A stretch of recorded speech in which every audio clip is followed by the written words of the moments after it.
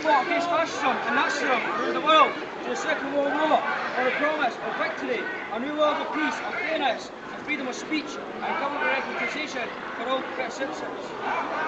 Our fathers sacrificed and suffering paved way for the NHS, benefits, social security for our vulnerable class communities. The sacrifice was in vain. Look at the situation today. Recession, 3 million unemployed nationwide. 3 EU migrants took over jobs and housing. At the same time, taking a piss out of our benefit system.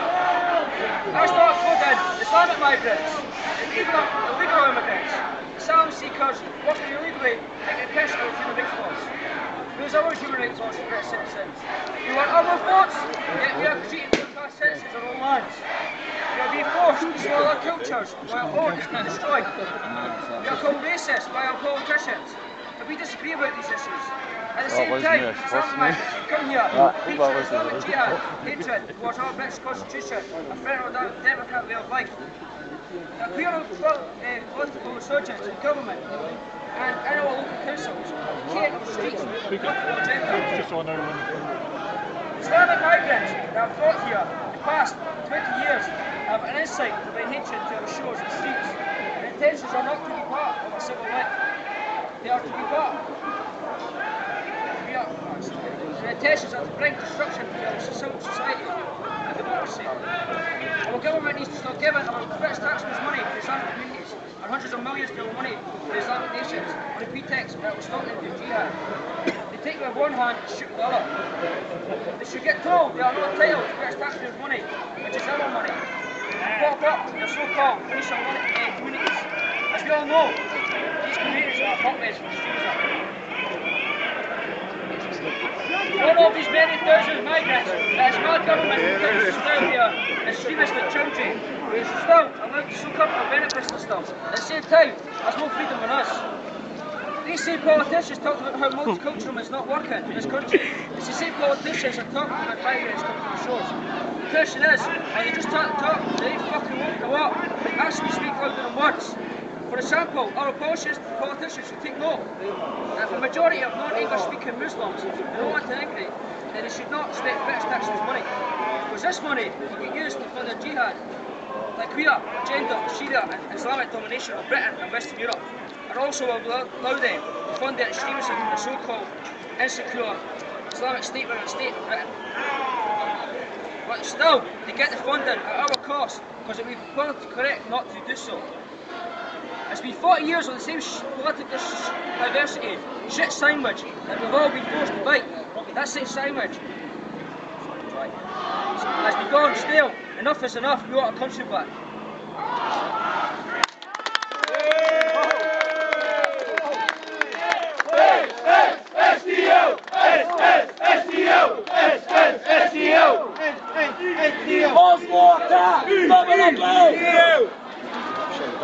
Just over 1 week ago, a man, a Norwegian citizen, took the lives of over 70 people. Many of them were teenagers. He did this with a bomb and a gun. Throughout the world and this country, we all looked on in horror and disbelief. Across Ulster and Scotland, the hearts and the minds of many of the people grew heavy and silent, aware of the pain of all those who had suffered. For all of Ulster and Scotland know from terrible experience what those who were bereaved would be feeling, what pain would fill their lives from that moment on. This is because Ulster and Scotland have suffered in so many similar ways. They have been innocent and have been subject to attack. For whatever reason they might be, the people of these islands know the consequence of terrorist attack from whichever quarter it comes from. We, the Sdl, have come to Irvine to demonstrate our fears for our island realm and our common culture. But we have come while under the most severe scrutiny and the most serious of accusations. From the moment this atrocity was committed, the mainstream media of most of Western Europe and Britain poured forth from every outlet at its disposal the most obscene, unfounded accusations and allegations that any deranged mind could conjure up. From the slightest and flimsiest of evidence we in the British Defence Leagues were tarnished as associates of the killer. These accusations were intended to brainwash the people to hate and despise us. They hoped to turn our people against any one of us in the Sdl or the EDL. We were called extreme right-wing Nazis and racists, bigots and fiends, and worse, that we aided and abetting the killings of those innocents. They claimed we were sick and to be despised. All of these things were said of us, and not one of them had been found to have the slightest basis in fact. Not one piece of evidence has been brought forward to substantiate the claims.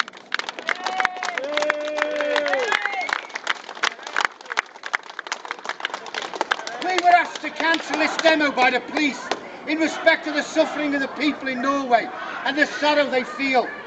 People of Irvine, if you ask why we did not, the answer is plain and it is simple. Those who accused us are the mainstream media corporations and those who own or are owned by them.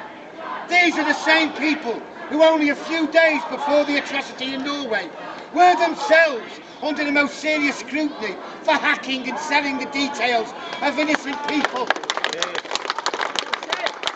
These innocent people, many of them in the deepest of grief, found their phones and personal communications were sold to the highest bidder by our masters and our governors.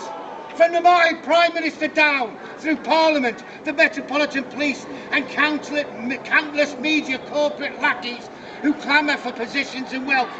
The private sorrows of parents whose children had been brutally and seriously abused and murdered were sold by those they trusted, those who claimed the divine right of authority and were charged with the administration of law, justice and governance. These same vultures of greed and decay who sold the sorrow of good people for their own personal gain. These are those who accuse us. People of Irvine, if we were guilty, we would not have come. If we were guilty, we would not dare.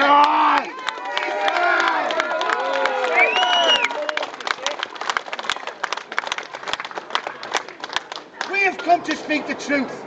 We have come to say that there are serious problems that must be looked at, and that we, the common people of the British Isles, cannot turn away from this reality. For if we do, only the innocent and weak will suffer, and they will be our children and their children to come. I have crossed the border because the small city I come from is sinking beneath the weight of the migrants that have invaded our island realm. I say invaded because that is without doubt the only way it can be spoken of. The whole world has begun to arrive at our shores. It is not a trickle, it is not a flood, it is invasion. The whole world has begun to arrive, and with the aid of those in power and the governance and those who control the media, the whole world has steadily over the last 10 years invaded this small island realm, this precious place of ours, our only home.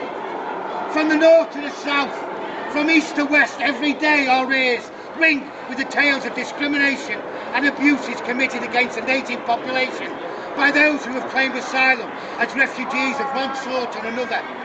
Every day, those from Eastern Europe, Polish, Russian, Albanian, name a nation or a culture and they will be amongst them. Every day the reports flow about us of their attacks or their threats or some sort of intimidation on the people of this land. All from people who are supposed to have come because it's good here and we are nice and tolerant. Every day the dole queues grow longer, filled with our young and old. Good fathers and mothers, desperate for work to feed and clothe their families. All are left desperate with the millions of people, cheap foreign labour flooding in. They are helped in every way possible by the rich corporations, tended and pampered to by the politically correct middle-class media. Translators, housing, schooling and medical welfare, all are provided for them. How are our people expected to compete with these pampered migrants? This summer, over the next 6 weeks, it is reported that 2,000 young girls in between 10 and 12 will suffer the barbaric practice of FGM, female genital mutilation. They will commit when women from ethnic populations outside of our land will fly in and hold cutting parties. They will commit this barbaric practice upon our island realm, while we sit like fools and retards before the sick, sad, hypnotic glow of the TV screen. Along every high street, children are preyed upon by an army of paedophiles who've come in as refugees. They are raped and forced into prostitution before they're 12 years old, drugged, filmed and degraded, never to recover. Charlene Downs, Paige Chivers are just two names of children missing because of these practices. But the police openly admit that all their arrests and convictions are just the tip of the iceberg. In Blackpool alone, 60 girls have been prostituted. Are they just the tip? They even admit, the police, to having covered up these abuses for the sake of community cohesion. The same will be said of all those of native origin, like Chris Donald, who have been killed because of the white colour of their skin.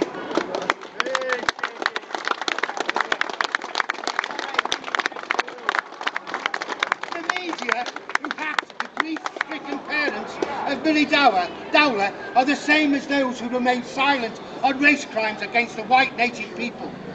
We in the Sdl and all other defence leagues say to all we stand and speak before, we cannot allow these things to go on any longer.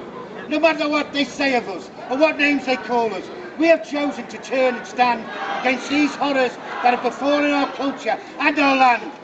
People of Irvine, these are the reasons we're here. And because of these reasons, we will never stop marching, never cease our defence of our culture and our people. We are the British common people. We will not be bought or sold.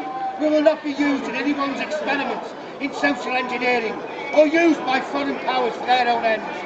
We have no need or use for the Tea Party or the State of Israel or any alien political entity.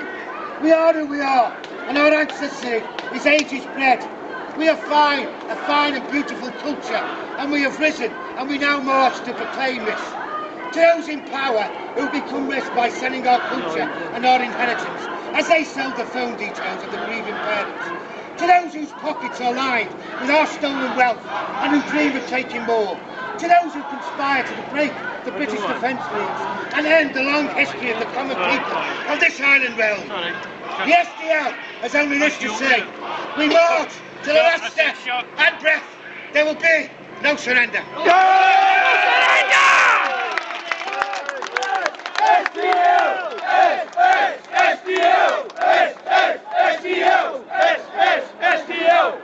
Die gesunder war das Wort.